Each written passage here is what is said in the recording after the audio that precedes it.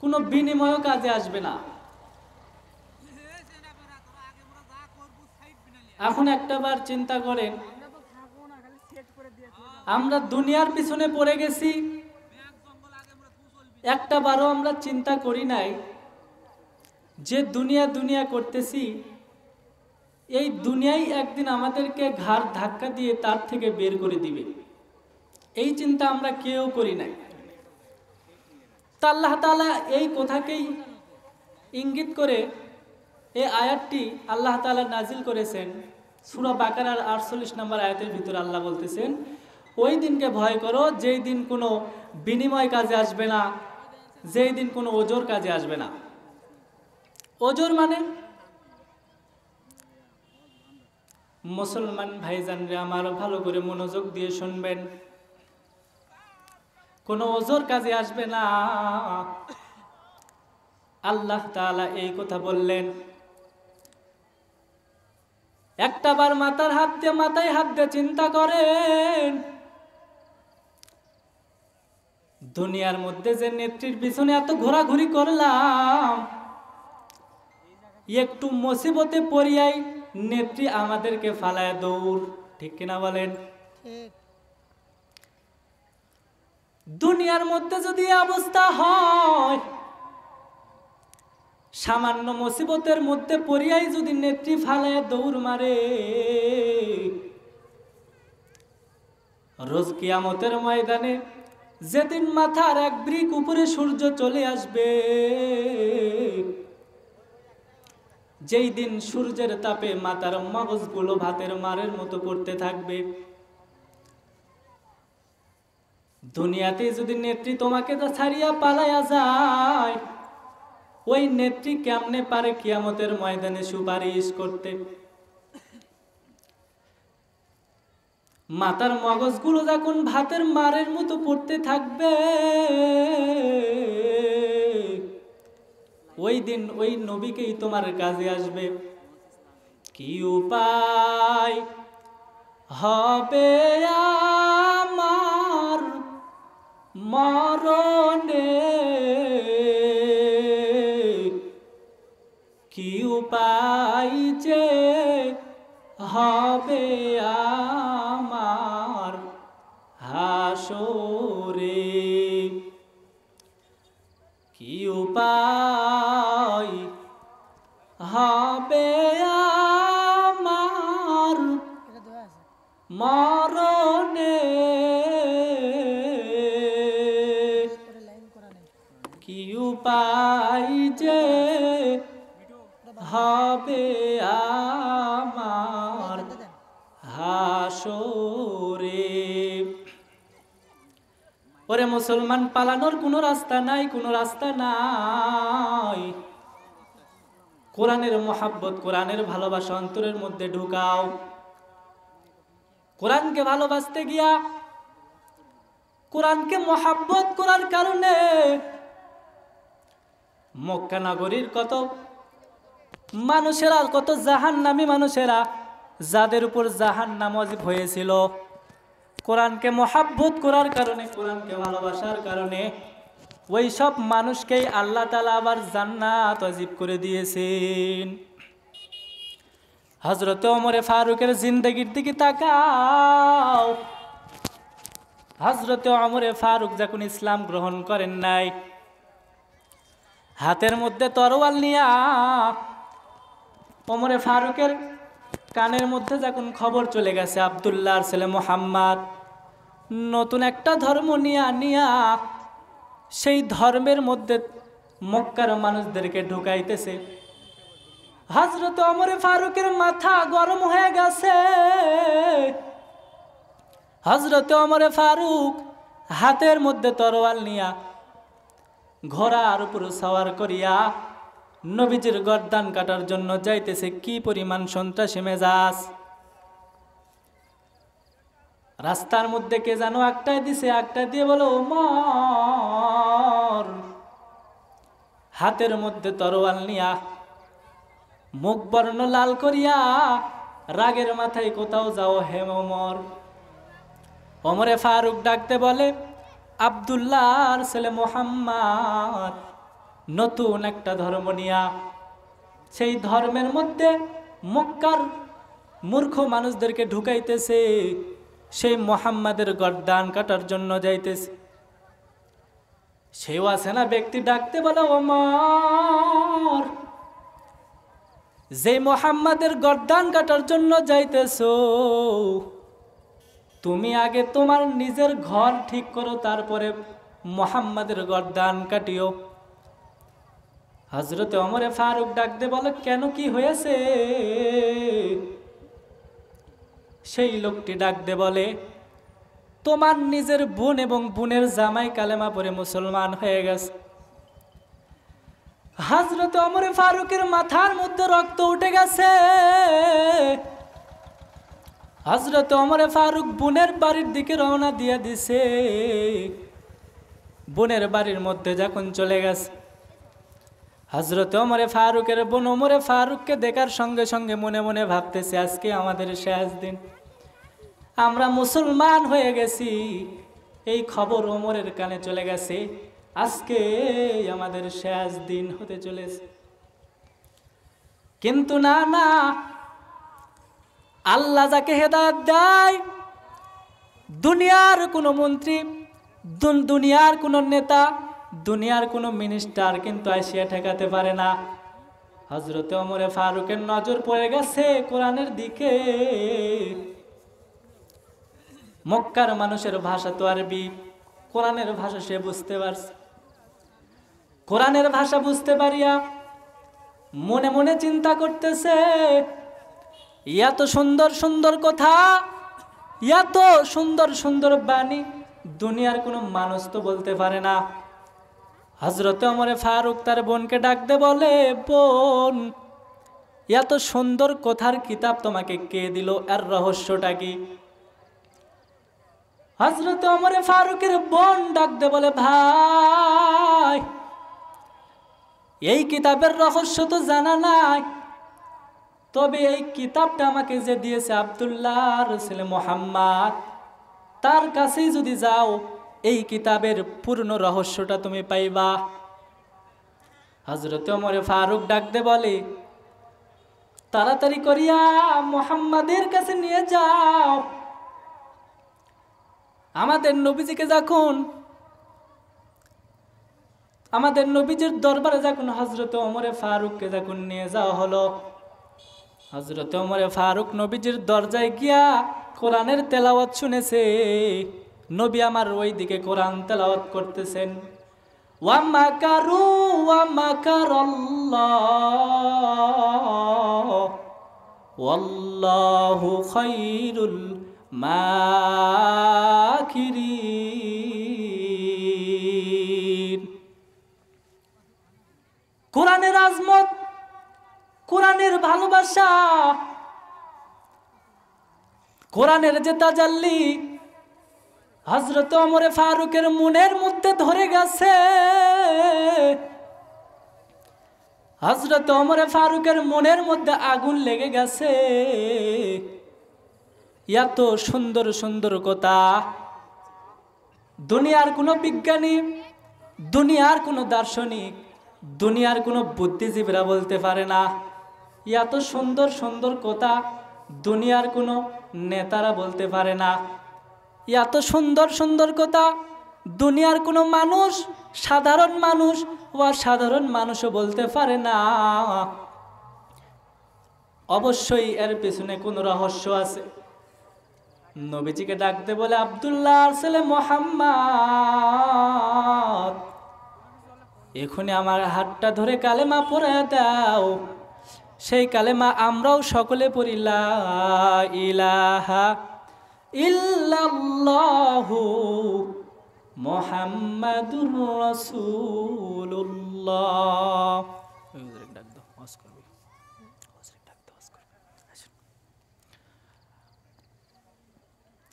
কোরআনের মহাব্বত, কোরআনের ভালোবাসা অন্তরের মধ্যে ঢুকাইতে হবে।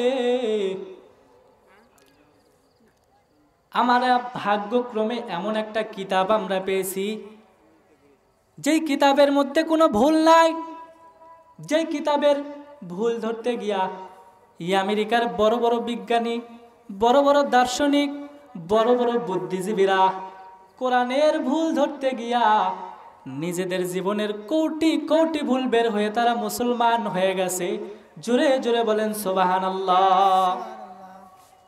এমন একটা কিতাব আমরা পেয়েছি, যেই সব নবীর উপর যেই সব কিতাব আল্লাহ নাজিল করেছিলেন, ওই সব নবী ইন্তিকাল করার সঙ্গে সঙ্গে তাদের সাথে সেই কিতাবও উঠে গেছে। এখন অনেকেই, এখন পর্যন্ত আমরা তাওরাত দেখি, এখন বলতে পারেন যে হুজুর তাওরাত কিতাব হজরতে মুসা আলাইহিস সালামের উপর নাজিল করা হয়েছিল, তো মুসা আলাইহিস সালাম তো ইন্তিকাল করেছেন, তাওরাত কিতাব কোত্থেকে আসলো? তাওরাত কিতাব আসছে হযরতে মূসা আলাইহিস সালাম যখন মারা গেছেন, তারপরে কিছু বুদ্ধিজীবীরা নিজেদের মতো করে তাওরাত কিতাব তারা বানিয়ে নিয়েছেন। তো আমাদের শুকরিয়া আদায় করা উচিত যে আমরা এমন একটা গ্রন্থ, এমন একটা কিতাব আমরা পেয়েছি, যেই কিতাবের শুরু থেকে শেষ পর্যন্ত কোনো ভুল নাই।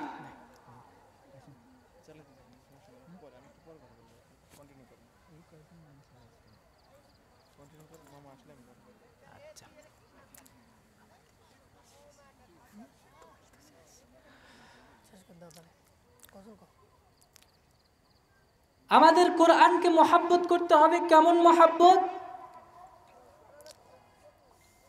কোরআনকে ভালোবাসতে হবে। কেমন ভালোবাসা? এই কোরআনই যেন আমাদেরকে নিয়ে যায় জান্নাত পর্যন্ত। মুসলমান ভাইজান রে, আমার বন্ধুগণ, ভালো করে মনোযোগ দিয়ে শুনবেন। কোরআনকে যদি ভালো না বাসেন, ভালোবাসবেন কাকে? দুনিয়ার মানুষকে ভালোবাসলে ভালোবাসা ফেরত পাওয়া যায় না, কিন্তু কোরআনকে যদি ভালোবাসো, কোরআন তোমাকে ভালোবাসা দিবে। কেমন ভালোবাসা? আখিরাতের ময়দানে এই কোরআনের কারণে আল্লাহ তোমাকে জান্নাত দিয়ে দিবে, যার পরে যার উপরে কোনো পুরস্কার নাই। কোরআনকে ভালোবাসার কারণে, কোরআনকে ভালোবাসার কারণে ইন্ডিয়ার মধ্যে একটা গ্রাম ছিল। এই ঘটনাটি বলে আমি শেষ করব, যেহেতু আমার পর আরেকজন আছে এখানে। ইন্ডিয়ার মধ্যে একটা গ্রাম ছিল, গ্রামটির নাম ছিল জাহিলুকা গাঁও। জাহেল মানে হলো মূর্খ, আর গাঁও মানে তো গ্রাম। তো জাহিলুকা গাঁও, এই গ্রামের মধ্যে কোনো শিক্ষিত কোনো মানুষ নাই, যা আছে সব মূর্খ। মূর্খ মানুষ আছে তো ভালো কথা। ভাইজান রে, আমার গভীর মনোযোগ দিয়ে শুনবেন। দেখেন কোরআনকে ভালোবাসার কারণে কত বড় ফল পেল। একদম মূর্খ এলাকা, শিক্ষিত কোনো মানুষ নাই, এমতো অবস্থায় ওই গ্রামের মধ্যে একটা মানুষ ইন্তেকাল করলেন। ইন্তেকাল করেছে ভালো কথা, কিন্তু ওই মানুষটির জানাজা নামাজ পড়ানোর মতো কোনো আলেম ওই গ্রামের মধ্যে নাই। বড় মুসিবতের মধ্যে পড়ে গেলেন। গ্রামের হাজার হাজার মানুষ গ্রামের মাতব্বরের কাছে গিয়ে উপস্থিত। গ্রামের মাতব্বরকে গিয়া বলে, ও গ্রামের মাতব্বর মশাই, গ্রামের মধ্যে একটা মানুষ মারা গেছে। মারা গেছে তো ভালো কথা, কিন্তু এই লোকটার জানাজা নামাজ পড়ানোর মতো কোনো আলেম আমাদের গ্রামের মধ্যে নাই। আমাদের গ্রামের মধ্যে তো নাই, অত্র এলাকার মধ্যে কোনো আলেম নাই। বড় চিন্তার মধ্যে পড়ে গেলেন, বড় মুসিবতের মধ্যে পড়ে গেলেন। গ্রামের মাতব্বর ডাক দে বলে, ও গ্রামের ভাই বোনেরা, যাও যাও, আশেপাশের যতগুলি গ্রাম আছে সমস্ত গ্রামের মধ্যে ছড়িয়ে ছিটিয়ে বড়। আল্লাহ তাআলা যদি কোনো আলেমও মিলাইয়া দেয়, তাহলে সেই আলেম দ্বারা আমাদের এই লাশটাকে জানাজা পড়াবো। গ্রামের মানুষগুলা ছড়িয়ে ছিটিয়ে পড়লেন। আশেপাশে যতগুলি গ্রাম আছে সমস্ত গ্রামের মধ্যে ছড়িয়ে ছিটিয়ে পড়লেন। কিন্তু না, আগে তো মানুষ মাদ্রাসায় কম পড়তো, আগে তো আলেম ওলামা খুবই কম ছিল। আশেপাশে যতগুলি গ্রাম আছে সমস্ত গ্রামের মধ্যে ছড়িয়ে ছিটিয়ে পড়ার পর কোনো আলেমের খোঁজ তারা পেল না। ব্যর্থ হয়ে তারা গ্রামের মধ্যে চলে আসলেন। গ্রামের মধ্যে আসার পর ব্যর্থ হয়ে গ্রামের মাতব্বরকে ডাকতে বলে, হে মাতব্বর মশাই, না না, আশেপাশে কোনো গ্রামের মধ্যে কোনো আলেমের খবর পেলাম না, খোঁজ পেলাম না। গ্রামের মাতব্বর ডাকতে বলে, ও গ্রামের ভাই বোনেরা, নাও নাও, আমরা এই লাশটাকে সুন্দর করে ধোয়া কাফনের কাপড় দিয়ে মোরমায়া আজকের রাতটা আমরা কোনো মতো পারি দেই। কালকে সকালবেলা আমাদের সেই বিশ্ব রোডে গিয়ে দাঁড়িয়ে থাকবো, লাশটাকে নিয়ে খাটনিতে করে নিয়ে দাঁড়িয়ে থাকবো। আল্লাহ তাআলা যদি কোনো আলেমও মিলাইয়া দেয়, তাহলে সেই আলেম দ্বারা এই লাশটাকে জানাজা পড়াবো। কারণ বিশ্ব রোডের মধ্যে তো দেশ বিদেশের অনেক লোক যাওয়া আসি করে। আল্লাহ তাআলা ইয়ার মধ্যে যদি কোনো আলেমও মিলাইয়া দেয়, তাহলে সেই আলেম দ্বারা আমাদের এই লাশটাকে জানাজা পড়াবো। যেই কথা সেই কাজ। সারা রাত গ্রামের সমস্ত মানুষেরা লাশটাকে নিয়ে পাহারা দিল। সকাল হওয়া মাত্র সেই রাস্তায় গিয়ে দাঁড়িয়ে আছে, তাদের কবরস্থানও সেই রাস্তার কাছে গিয়ে দাঁড়িয়ে আছে লাশটিকে নিয়ে। সকাল পেরিয়ে দুপুর হয়ে গেল, কোনো আলেমের কোনো খবর নাই, খোঁজ নাই। আগে তো জনসমাগম খুবই কম ছিল, 10 মিনিট 12 মিনিট পর পর একজন মানুষ রাস্তায় দেখা যেত। তো গ্রামের হাজার হাজার মানুষ সেই লাশটিকে নিয়ে অপেক্ষা করতেছে যে এই রাস্তা দিয়ে যদি কোনো আলেম যায়, সে আলেম দ্বারা আমাদের এই লাশটাকে জানাজা পড়াবো। সকাল পেরিয়ে দুপুর হয়ে গেল, কোনো আলেমের খবর নাই। দুপুর পেরিয়ে বিকাল হয়ে গেছে, কোনো আলেমের খবর নাই। সন্ধ্যার সময় তারা কি দেখলেন? মুসলমান ভাইজান রে, আমার মনোযোগ দিয়ে শুনবেন। সন্ধ্যার সময় তারা দেখতে পেল মাথায় পাগড়ি, পরনে জুব্বা, লুঙ্গি পরিহিত একটা মানুষ সাইকেলের পেট্রোল করতে করতে আসতেছে। অনেক দূরে থেকে লাশটিকে দেখার সঙ্গে সঙ্গে সে আলেম সাইকেল থেকে নেমে হেঁটে হেঁটে আসতেছেন। এর দ্বারা কি বুঝলেন? একজন আলেম লাশ দেখার সঙ্গে সঙ্গে অনেক দূরে সে দেখছে লাশ এখানে, সে ওখানে নেমে হেঁটে হেঁটে আসতেছেন। ইসলাম, আমাদের ইসলাম কত সুন্দর! ইসলাম আমাদের লাশকেও সম্মান দিয়েছেন, বলি সুবহানাল্লাহ। আজকে আমরা মুসলমান এমন হয়ে গেছি, কেউ যদি আত্মহত্যা করে মরে, আমরা যত ধরনের অবহেলা করি। মসজিদ থেকে খাটনি দিতে চাই না, জানাজা পড়তে চাই না, যত রকমের অবহেলা আমরা করি। তো যাই হোক, যে কথাটি বলতেছিলাম, গ্রামের হাজার হাজার মানুষ সেই হুজুরের, সেই আলেমের পায়ের মধ্যে পড়ে গেছে, বলে হুজুর, কালকের থেকে এই লাশটাকে নিয়ে আমরা বসে আছি, জানাজা নামাজ পড়ানোর মতো কোনো আলেম নাই, আমাদের গ্রামের মধ্যেও নাই, এলাকার মধ্যেও নাই। হুজুর, আজকে আপনাকে পাইছি, মেহেরবানি করিয়া